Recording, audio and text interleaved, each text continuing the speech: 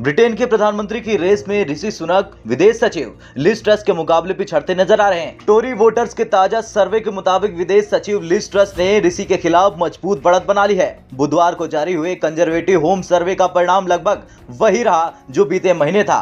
Tori voters के सर्वे के मुताबिक इस बार ऋषि सुनक 28%, लिज ट्रस 60% और 9% अनिर्णायक है। बीते महीने की बात करें तो ऋषि सुनक 26% पर थे, लिज ट्रस 58 और 12% अनिर्णायक थे। पार्टी के 961 सदस्यों के कंजर्वेटिव होम सर्वे में कहा गया कि हमने इस बार एक ही कॉलम में न तो वोट दिया और न ही वोट देंगे। एक बार जो सदस्य अनिर्णायक स्थिति में आते हैं तो दावेदारों के बीच समान रूप से उनके अंक बांट दिए जाते हैं। विदेश सचिव ट्रस ऋषि सुनक पर 32 अंकों की बढ़त बनाए हुए हैं। इससे पहले 2 अगस्त को खत्म हुए यूजीओवी के सर्वे में ऋषि सुनक विदेश सचिव लिज ट्रस से 34 पॉइंट पिछड़ गए थे।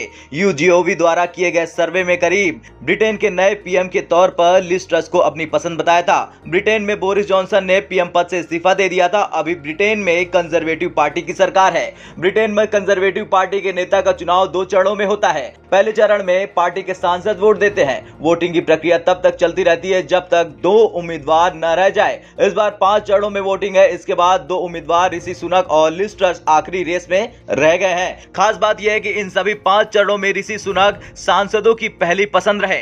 अब ये चरण पूरा हो चुका। दोनों उम्मीदवार देश भर में रैलियां कर पार्टी के सदस्यों से वोट मांग रहे। इससे पहले भी पूर्व उम्मीदवार एवं कंजर्वेटिव पार्टी के कद्दावर नेता टॉम ने समर्थन कर दिया था लिज ट्रस को। टोरी सांसद एवं हाउस ऑफ कॉमन्स की विदेश मामलों की समिति के अध्यक्ष टॉम ने कहा था कि उन्होंने करों के तत्काल कटौती किए जाने के वादे को लेकर ट्रस को प्राथमिकता दी है, जिसके बाद ऋषि के लिए राहें कठिन हो गई है। बता दें कि टॉम शुरुआत में पार्टी के नेता पद की दौड़ से बाहर कर दिए गए थे। हालांकि वो पहले उम्मीदवारों की लिस्ट में सबसे ऊपर थे।